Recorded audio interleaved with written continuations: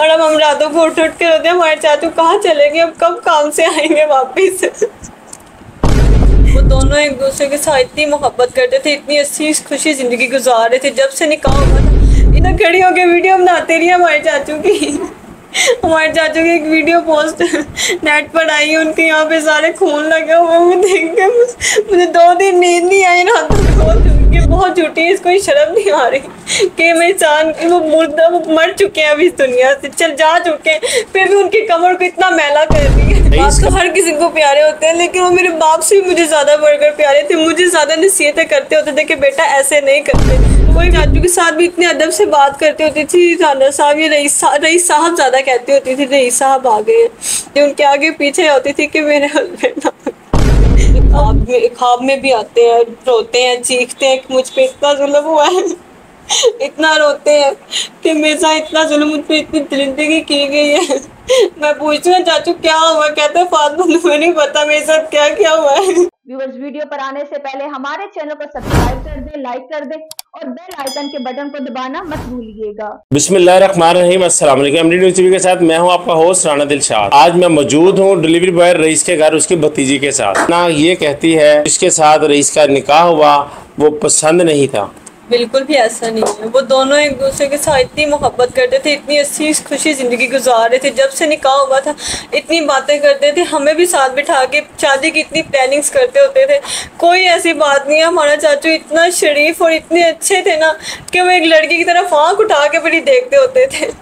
वो अपनी बीवी के साथ हर टाइम अपनी बीवी के साथ मसरूफ रहते थे। ये झूठ बोल रही है कि ये बहुत झूठी है, इसको शर्म नहीं आ रही कि मैं इंसान वो मुर्दा, वो मर चुके हैं अभी इस दुनिया से, चल जा चुके हैं, फिर भी उनकी कमर को इतना मैला कर रही है। रईस का किरण के साथ कैसा तल्लक था और आपस में वो बात करते थे? जी, उनका तल्लक बहुत अच्छा था। वो रातों को ना सारी रात उनसे बातें करते रहते थे, वीडियो कॉल्स पे, मैसेजेस पे साथ प्यार करते थे। वो भी चाचू से इतना प्यार करती थी और वो भी इतना रोती है कि क्या हो गया मेरे साथ, मैं तो कभी इस तरह का सोचा भी नहीं।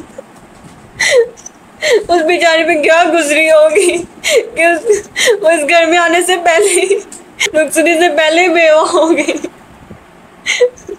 उसको भी यकीन नहीं आता कि रईस दुनिया से जा चुका है। आपकी अपनी चाची से बात होती थी?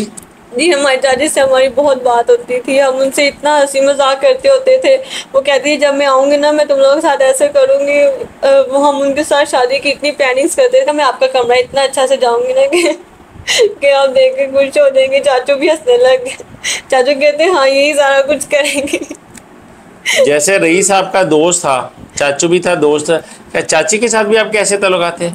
चाची के साथ भी मेरे इसी तरह की ताल्लुकात थे। कोई भी बात हो रही थी मैं उनसे शेयर करती थी कि आज चाचू ने ये किया है, मुझसे ना एक दफ़ा नाराज़ हो गए, लड़ाई हो गई है। दोनों ने ना 2 दिन नहीं बुलाया और मुझे पता नहीं कुछ होने लग गया कि मैंने अपने चाचू में उसी टाइम जाके मैंने उनसे सॉरी किया और बुलाने लग गए।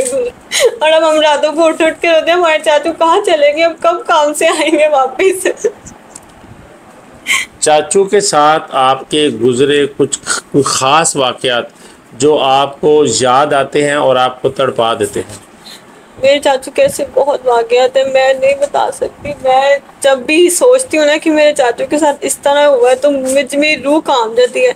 मैंने कभी सोचा भी नहीं था कि मेरे चाचू के साथ ऐसा होगा। वो मुझे मेरे बाप से भी ज़्यादा बढ़कर प्यारे थे।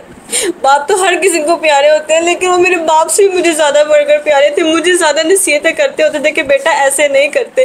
कोई भी लोग काम कर देती थी तो वो मुझे ना डांटते थे। मुझे इनकी यही बातें अच्छी लगती थी कि मुझे डांटते हैं, मुझे ना रोकते हैं।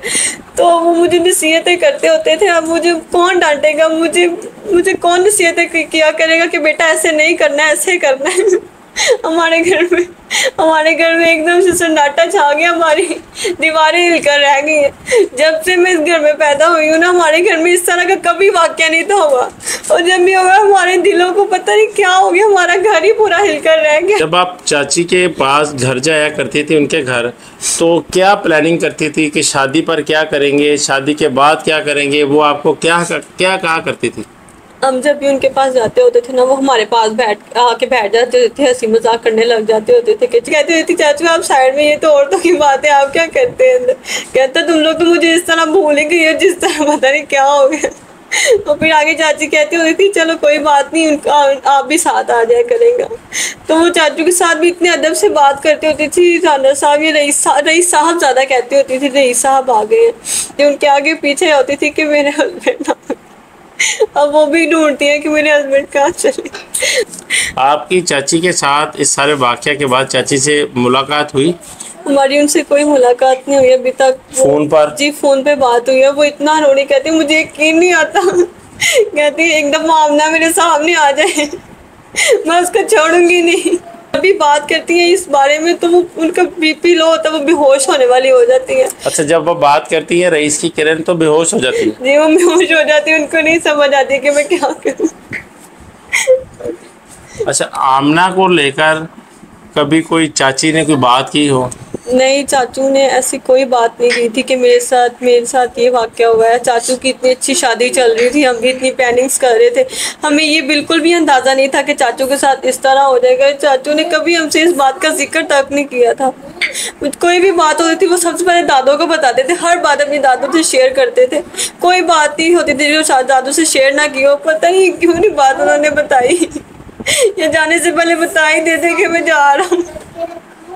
जाने से पहले हर बात दादों से शेयर किया करते थे, जाते एक बार दादों से जिक्र किया होता तो आज चाचू हमारे दरमियान होते। आपको चाचू की जब याद आती है तो क्या करते हैं आप? जब भी सोचती हूँ ना, मुझे ख्वाब में भी आते हैं, रोते हैं, चीखते हैं कि मुझ पे इतना जुल्म हुआ है इतना रोते हैं कि मेरे साथ इतना जुल्म, मुझ पे इतनी दरिंदगी की गई है। मैं पूछती हूँ चाचू क्या हुआ, कहते हैं फातिमा तुम्हें नहीं पता मेरे साथ क्या क्या हुआ है। मुझ पे इतना जुल्म, मुझे इतना मारा है जालिमों ने कि मैं बता नहीं सकता। ये थी मेरे साथ रईस की लाडली भतीजी, जो भतीजी भी थी, बेटी भी थी और दोस्त भी थी।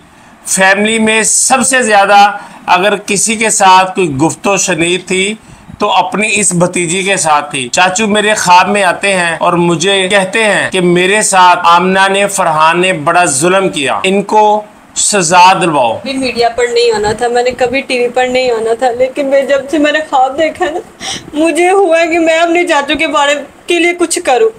उन्होंने ख्वाब में आके मुझे कहा कि मुझे इंसाफ दिलाओ, मैं इसलिए मीडिया पे आई हूँ। और मेरा कोई इरादा नहीं था मीडिया पर आने का। जब भी शाम होती है हम उनको बददुआएं देते हैं कि तुम लोग मर जाओ अल्लाह करके, तुम लोग को ख्याल नहीं है कि हम इंसान के साथ क्या कर रहे हैं। एक औरत का दिल तो इतना नरम होता है, वो जब भी कुछ देखते तो सहम जाती है। हम लोग को बिल्कुल शर्म नहीं आई, मतलब खड़ी होकर वीडियो बनाते रही हमारे चाचू की। हमारे चाचू की एक वीडियो पोस्ट नेट पर आई है, उनके यहाँ पे सारे खून लगे हुए, मैं देख के मुझे 2 दिन नींद नहीं आई रातों को। मैं जब भी आंखें बंद करती थी वो वीडियो मेरे सामने आ जाती थी। मैं कभी मीडिया पर ना आती, लेकिन मेरे चाचू मेरे ख्वाब में आते हैं, मुझे तड़पाते हैं, मुझे झंझोड़ते हैं कि मुझे इंसाफ दिलाओ, मुझे इंसाफ दिलाओ, मुझे नाहक मारा गया, मुझे इंसाफ दिलाओ। अब रईस को किस तरह इंसाफ मिलेगा? अभी इन्वेस्टिगेशन जारी है, अदालत क्या फ़ैसला करती है इसका सबको इंतज़ार रहेगा। कमेंट बॉक्स में आप अपनी राय का इजहार ज़रूर कीजिएगा। इसी के साथ अपने मेज़बान राना दिलशाद को दीजिए इजाज़त। अल्लाह हाफ़िज़।